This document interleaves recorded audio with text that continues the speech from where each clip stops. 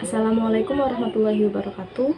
Perkenalkan, nama saya Siti Karmia Alfata dari PGMI 4A. Di sini saya akan mempresentasikan tentang Peraturan Menteri Agama Nomor 16 Tahun 2010 tentang pengelolaan pendidikan agama di sekolah. Mari kita simak pembahasan selanjutnya. Baiklah, di sini saya akan menjelaskan tentang pendidikan agama Islam dalam Undang-Undang Nomor 20 Tahun 2003 tentang Sistem Pendidikan Nasional. Pendidikan adalah usaha sadar dan terencana untuk mewujudkan suasana belajar dan proses pembelajaran agar peserta didik secara aktif mengembangkan potensi dirinya untuk memiliki kekuatan spiritual keagamaan, pengendalian diri, kepribadian, kecerdasan, akhlak mulia, serta keterampilan yang diperlukan oleh dirinya, masyarakat, bangsa, serta negara. Untuk mewujudkan pendidikan tersebut, pendidik menjadi bagian yang sangat penting dalam proses mewujudkan suasana belajar dan proses pembelajaran sebagaimana yang telah diatur dalam Undang-Undang Nomor 20 Tahun 2003. Penjelasan tentang pendidik dalam Undang-Undang Nomor 20 Tahun 2003 tentang Sistem Pendidikan Nasional memiliki peran yang strategis dalam mewujudkan proses pembelajaran. Hal ini disebutkan dalam definisi pendidik, yakni sebagai tenaga kependidikan yang memiliki kualifikasi sebagai guru, dosen konselor, pamong belajar, widya suara, tutor, instruktur, fasilitator, dan sebutan lain yang sesuai. Yang kedua adalah pendidikan agama Islam dalam Peraturan Pemerintah Nomor 55 Tahun 2007 tentang pendidikan agama dan pendidikan keagamaan.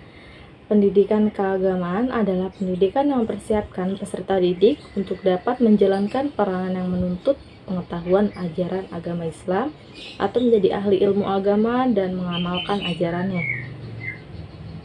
Pasal 1 ayat 3 tentang Peraturan Pemerintah Nomor 55 Tahun 2007 menjelaskan bahwa pendidikan diniyah adalah pendidikan keagamaan Islam yang diselenggarakan semua jalur dan jenjang pendidikan.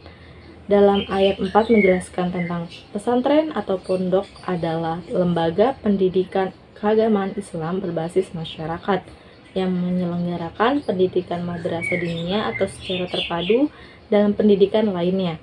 Pasal 2 ayat 1 menyatakan bahwa pendidikan agama berfungsi untuk membentuk manusia Indonesia yang beriman dan bertakwa kepada Tuhan Yang Maha Esa, serta berakhlak mulia dan mampu menjaga kedamaian dan kerukunan antar umat beragama.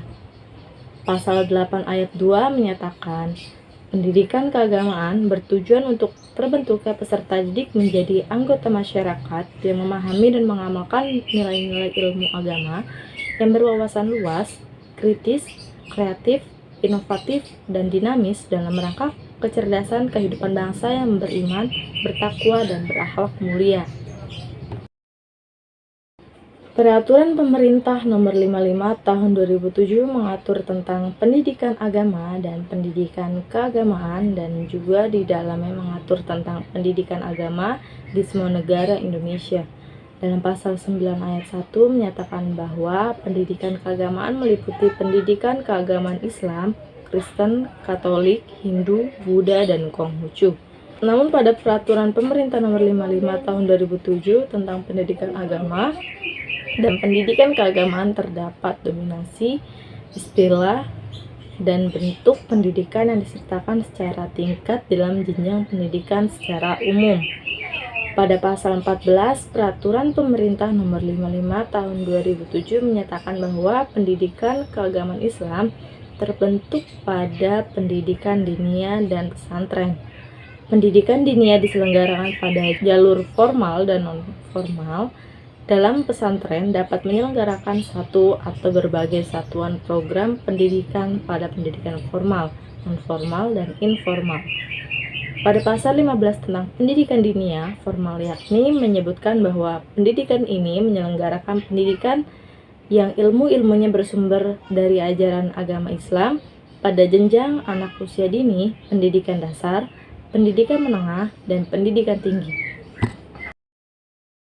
Dan yang terakhir yaitu pendidikan agama Islam dalam Peraturan Pemerintah Menteri Agama Republik Indonesia Nomor 16 Tahun 2010 tentang pengelolaan pendidikan agama di sekolah.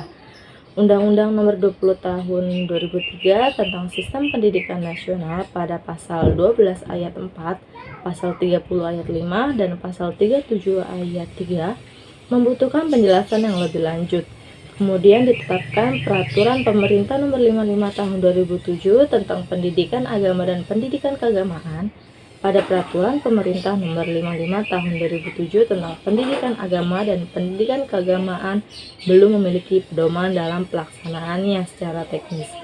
Maka dalam pelaksanaan Peraturan Pemerintah Nomor 55 Tahun 2007 perlu menetapkan Peraturan Menteri Agama tentang pengelolaan pendidikan agama di sekolah. Peraturan pelaksanaan ini kemudian ditetapkan sebagai Peraturan Menteri Agama Nomor 16 Tahun 2010 tentang pengelolaan pendidikan agama di sekolah.